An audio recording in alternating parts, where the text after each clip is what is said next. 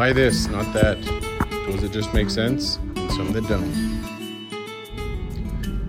Hey guys, today I'm going to be showing you this nifty little tool here called an air comb.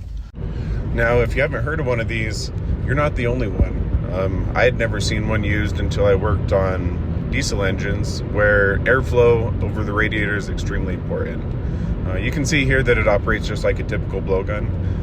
But what makes this tool really nifty is that it is completely sealed except for these 5 holes down here on the end. So it makes it very handy for getting in between the radiator and any kind of support and blowing out, as well as cleaning out your CAC or any kind of coolers that you have.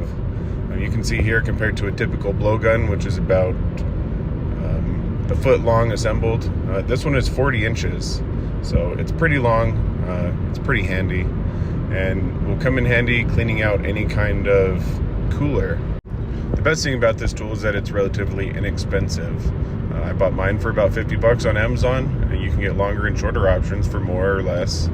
If this video was useful, like and subscribe, and I'll see you around.